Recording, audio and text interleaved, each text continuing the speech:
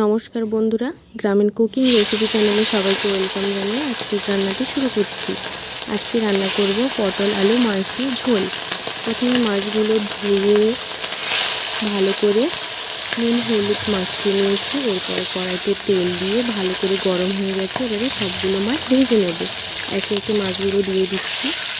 বন্ধুরা, তোমরা সবাই নতুন নতুন রেসিপিটি পাওয়ার জন্য চ্যানেলটি সাবস্ক্রাইব, লাইক, শেয়ার, পাশে বেল আইকনটি ক্লিক করে দেবেন।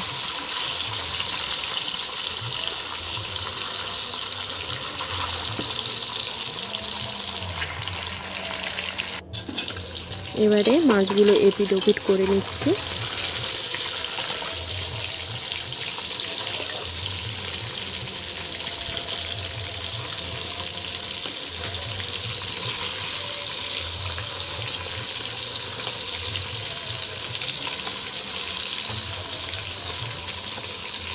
এইভাবেই সবগুলো এপিট ওপিট করে নেব। এবারে মাছগুলোকে এপিট ওপিট করে নিয়েছি, লাল হয়ে ভাজা হয়ে গেছে। এবারে একটি পাত্রে তুলে নিচ্ছি। কত সুন্দর লাল হয়ে ভাজা হয়ে গেছে দেখো। সবগুলো তুলে নেব।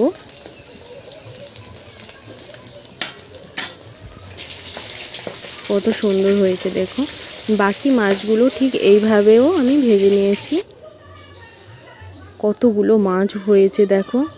এবারে আলু পটলগুলোকে ডুমো ডুমো করে কেটে নিয়েছি। এখানে আমি মশলা ব্যবহার করেছি পেঁয়াজ কুচি, আদা, রসুন, টমেটো আর কাঁচা লঙ্কা কুচি। কড়াইতে সেই একই তেলে পটলগুলো ভেজে নেব। সবগুলো পটল দিয়ে দেব।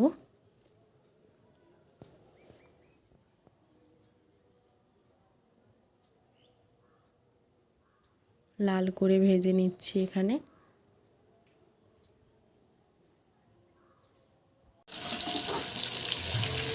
লাল করে ভাজা হয়ে গেছে। এবারে তুলে নেব।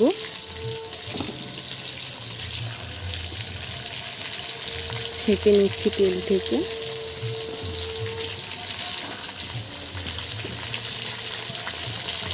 পটলগুলো না ভাজলে একটা কেমন একটা স্মেল থাকে এখানে, তাই আমি লাল করে ভেজে নিয়েছি।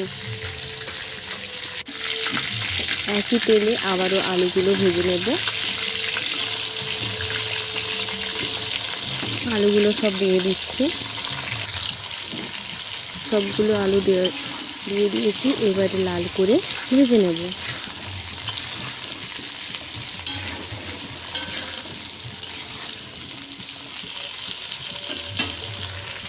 আলুতে আমি এখানে অল্প নুন দিয়েছি। এখানে 1 চামচের মতো নুনটা দিয়েছি, কারণ এখানে নুন দিলে একটু আলুর ভেতরেও যাবে, খেতেও খুব সুস্বাদু লাগবে। আবারও নুন দিয়ে ভালো করে নেড়ে নেব।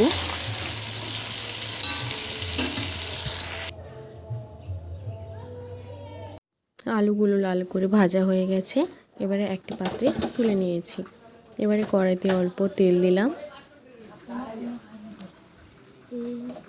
তেলটা গরম হতে অল্প একটু চিনি দেব রঙটা হওয়ার জন্য।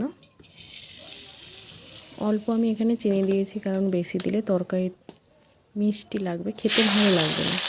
এখানে কুচিয়ে রাখা যে পেঁয়াজগুলো রেখেছিলাম সেগুলো বেটে আমি এখানে তেলে দিয়ে দিয়েছি। ভালো করে লাল করে ভেজে দেবো। ভালো করে নেড়ে নিচ্ছি। ঠিক আছে, বাটা হচ্ছে। লাল করে ভাজা হয়ে গেছে। এবারে লঙ্কা গুঁড়িকে জলে করে গুলিয়ে রেখেছিলাম, লঙ্কা বাটাটা দিয়ে দিলাম। আবারও নেড়ে নেব পেঁয়াজের সঙ্গে ভালো করে। ভালো করে ভেজে নিয়েছি লঙ্কা পেঁয়াজ। আবারও নেড়ে নিচ্ছি। কত সুন্দর তেল ছাড়ছে দেখো। এবারে দিয়ে দেবো রসুন বাটা।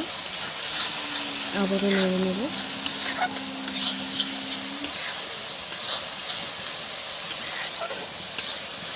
রসুনটা ভালো করে মাখতে হবে এখানে।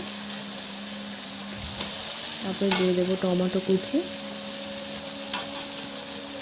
টমেটো কুচি দিয়ে আবারও নেড়ে নেব ভালো করে। বন্ধুরা, তোমরা সবাই প্রথম থেকে শেষ পর্যন্ত ভিডিওটি দেখে কেমন হয়েছে জানিও। এবারে আমি এখানে দিয়ে দিচ্ছি 1 চামচের মতন হলুদ গুঁড়ো। হলুদ গুঁড়ো দিয়ে আবারও নেড়ে নিচ্ছি ভালো করে।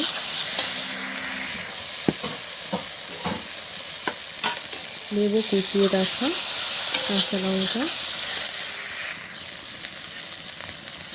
এবারে দেবো আদা বাটা দিয়ে ভালো করে নেড়ে নেব। বেশিক্ষণ নাড়ব না, কারণ আদা বাটা দিয়ে বেশিক্ষণ নাড়লে তেতো লাগে। এবারে মশলা থেকে তেল ছেড়ে গেছে। এবারে দিয়ে দেবো আলু পটল ভেজে রাখা। আলু পটল ভেজে রাখা দিয়ে মশলার সঙ্গে ভালো করে কষিয়ে নেব।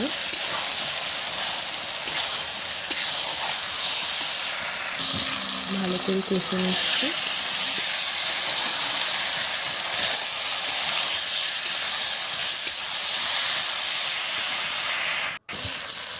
ভালো করে অনেকক্ষণ ধরে কষিয়েছি।